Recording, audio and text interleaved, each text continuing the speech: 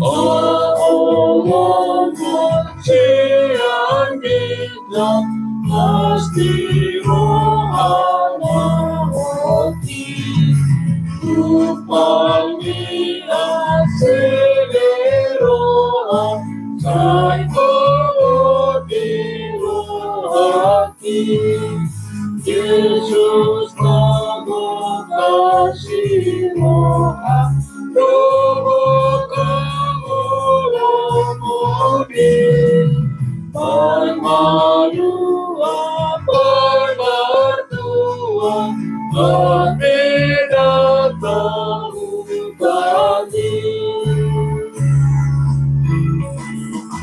Yehova kita holongan Tuparohana bojo Pada kedamaian Saat pandua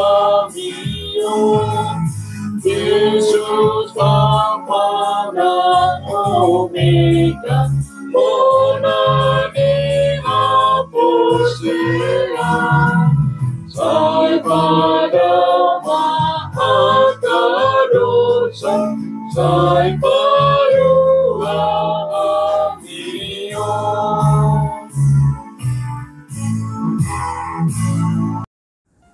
Mari kita berdoa.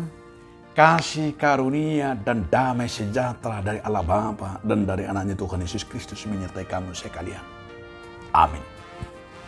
Bapak, Ibu, saudara-saudara sekalian di dalam nama Tuhan Yesus Kristus. Marilah kita mendengarkan firman Tuhan hari ini.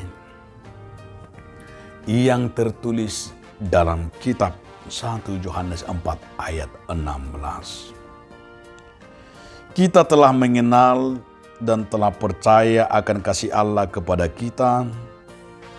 Allah adalah kasih, dan barang siapa tetap berada di dalam kasih, ia tetap berada di dalam Allah, dan Allah di dalam dia.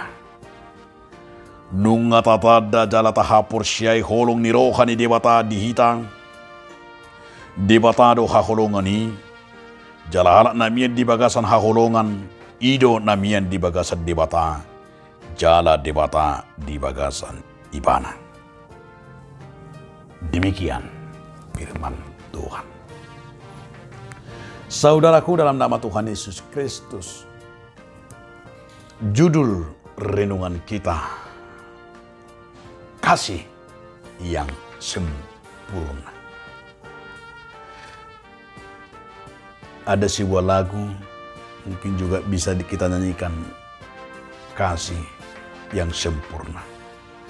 Bisa nanti Bapak Ibu menyanyikannya di rumah atau di kantor atau dalam perjalanan di mobil. Bagaimana kita akan merasakan kasih yang sempurna itu apa? Kasih yang sempurna itulah Allah itu sendiri.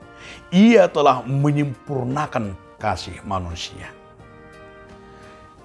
Tentu Yohanes menyatakan di sini, kalau kita lihat dalam Yohanes 3 ayat 16. Karena begitu besar kasih Allah akan dunia ini, sehingga ia mengaruniakan anaknya yang tunggal, supaya setiap orang percaya tidak akan binasa. Itu sebuah kasih yang sempurna. Dan yang kedua yang mau betul-betul kita rasakan. Kalau ada orang berkata, tidak jauh buah jatuh dari pohonnya. Arti pepatah ini tidak jauh buah jatuh dari pohonnya. Artinya tidak jauh karakter orang tuanya dengan anaknya. Halak batak medok, dang dau tuwis sabonana, mulu dau diharap babi. Jadi anak-anak itu karakternya juga bagian daripada karakter orang tuanya. Kalau anaknya ceplos-ceplos, itu juga pasti ada antara ibunya dan bapaknya dan neneknya. Ada gennya, karakternya. Ya, yang seperti itu. Jadi gampang melihat. Jika anaknya baik, pasti orang tuanya juga. Jika orang tuanya baik, pasti ada gennya atau karakternya itu. Tapi ada juga yang memang ada yang jauh berbeda dari orang tuanya. Maka sering kita katakan itulah anak namago, anak nalilu. Dan jika orang tuanya jahat, anaknya baik, itulah menjadi anak yang luar biasa. Ada memang, tapi itu tidak begitu banyak. Ya, maka filosofi dan kata ini sering kita dengar, tidak jauh buah jatuh dari pohonnya. Itu benar-benar kita rasakan kedekatan. Artinya kedekatan yang kita lihat. Jadi kita juga seperti itu. Jika kita dekat, bahwa kita akan tahu karakter kita, anak Allah atau anak iblis. Dari karakter kita, dari perbuatan kita. Dari perbuatan kita banyak orang tahu, oh kita itu anak Tuhan atau anak dunia. Anak iblis atau anak kesayangan Tuhan. Dari cara perbuatan kita, perkataan, perbuatan, karakter kita, nilai kita. Ya itu juga tidak jauh. Maka begitu menyenangkan jika kita disebut anak Allah. Anak yang taat, setia, dan anak yang berbuat baik.